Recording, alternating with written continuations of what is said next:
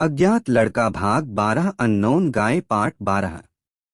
तारस ने उदास होकर कहा, कमिश्नर साहब ने सही कहा, मुझे सजा मिलनी चाहिए।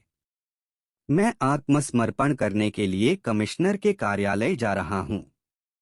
आप और पैरानॉर्मल टीम जारी रखिएगा और बुरी आत्माओं को उनकी दुनिया में वापस भेज दीजिएगा।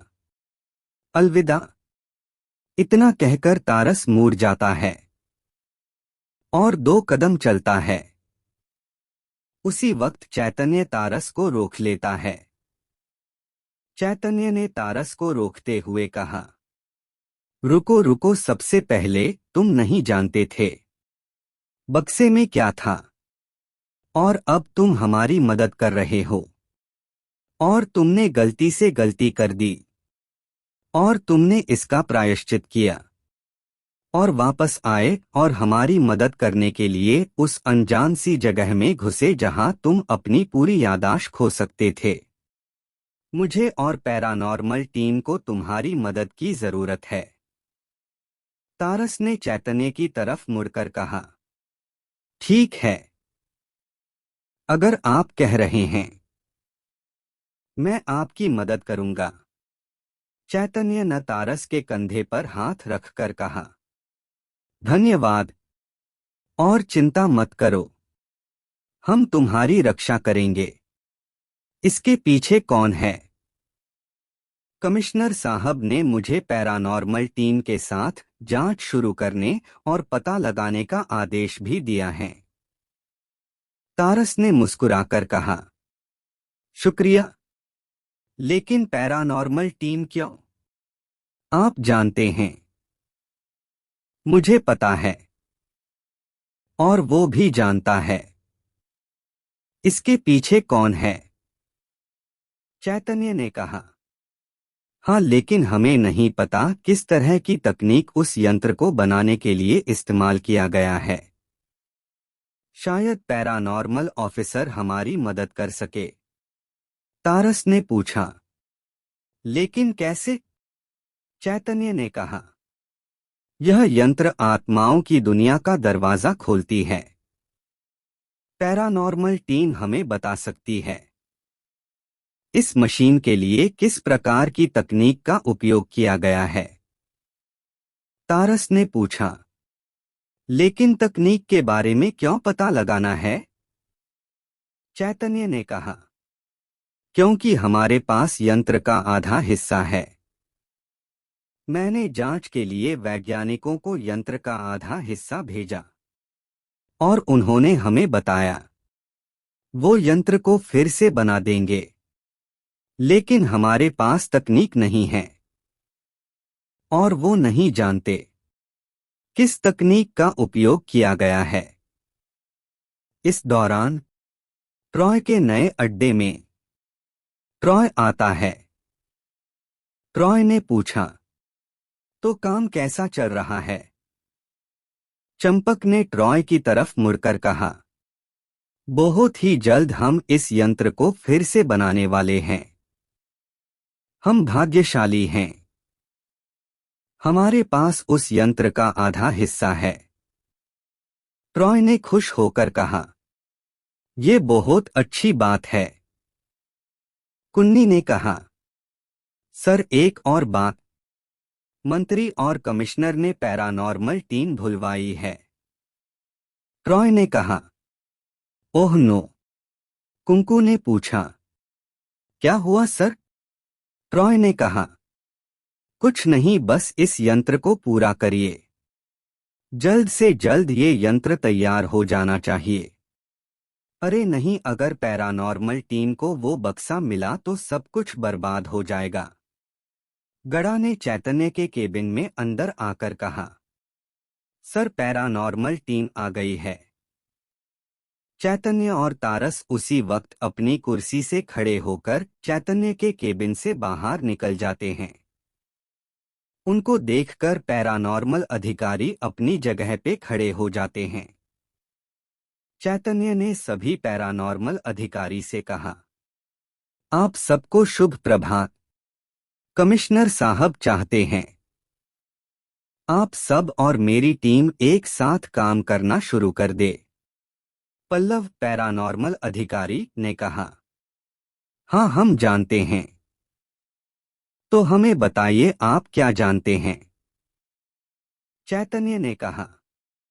आत्माओं की दुनिया का दरवाजा एक यंत्र की मदद से खोला गया है और हमारे पास उस यंत्र के आधे हिस्से हैं।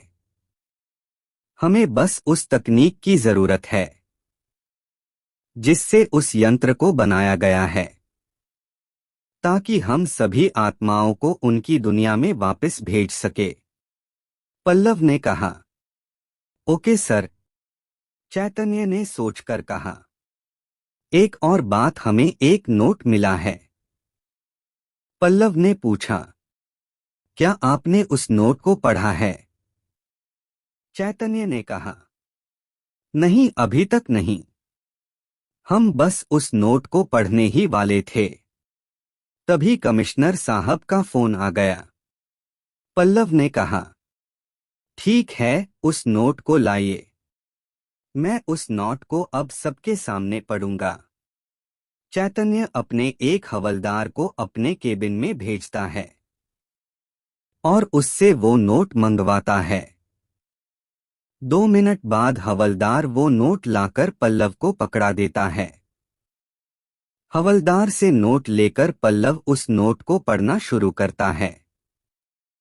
जो भी इस नोट को पढ़ रहा है उसे मैं बता देना चाहता हूं, जब ये नोट किसी को भी मिलेगा तब तक मैं मर चुका होऊंगा। मैं निर्माता हूं उस यंत्र का जिस यंत्र ने आत्माओं की दुनिया का दरवाजा खोला है। इस दुनिया में हर प्राणी की अपनी दुनिया है। जैसे ही मानव की दुनिया पृथ्वी है, उसी तरह आत्माओं की अपनी दुनिया है। तो मैंने एक यंत्र बनाया है उन आत्माओं के लिए जो पृथ्वी में भटकती रहती है। एक दिन सभी वैज्ञानिकों को एक साथ आत्मा के विषय के बारे में बात करने के लिए एक सम्मेलन रखा गया। पहले मुझे समझ नहीं आया आत्माओं के लिए ये सम्मेलन क्यों रखा गया है, क्योंकि मैं आत्मा जैसी चीजों पर विश्वास नहीं करता। तब बहुत सारे मनोचिकित्सकों ने कहा, हमारे पास कई ऐसे मरीज हैं जिन्होंने कहा है उन्होंने भूत या आत्माओं को देखा है और उन मरीजों की हालत कुछ अजीब सी हो गई है और कभी कभी पर्यावरण अच्छा और बुरा हो जाता है।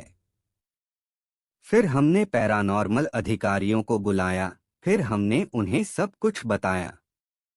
फिर पैरानॉर्मल अधिकारियों ने कहा, किसी ने आत्माओं को उनकी दुनिया से इस दुनिया में बुलाया है, लेकिन आत्माओं को अपनी दुनिया में वापस भेजना बहुत मुश्किल है और हम नहीं जानते आत्माओं की दुनिया से कितनी आत्माएं आई हैं। तब मैंने कहा, आत्मा होती है या नहीं, मैं आत्माओं की दुनिया का शोध करूं और मेरे शोध के अनुसार मैं एक यंत्र बनाऊंगा जो आत्माओं को अपनी दुनिया में वापस भेज सकती हैं। पैरानॉर्मल अधिकारी ने मुझसे पूछा, सर आप कुछ भी कैसे बना सकते हैं जब आप नहीं जानते क्या हो रहा है? तब मैंने कहा, जब मैंने कुछ अजीब महसूस किया, जब मैंने देखा मेरी छाया थोड़ा अजीब व्यवहार कर रही है, तब मुझे इंटरनेट पर इसका अर्थ मिला। फिर मैंने पढ़ा यह एक आत्मा का मामला है। जब मुझे पता चला ये मामला आत्माओं का है, तब मैंने सोचा यह एक पैरानॉर्मल गतिविधि है और केवल पैरानॉर्मल अधिकारी ही पता लगा सकते हैं क्या बात है। इसलिए मैंने मदद के लिए अपने पैरानॉर्मल अधिकारी तारंग मित्र को बुलाया, यह जानने के लिए क्या सच में पैरानॉर्मल गतिविधि है या कुछ और। मेरे दोस्त और मेरे दोस्त की टीम ने जांच शुरू कर दी।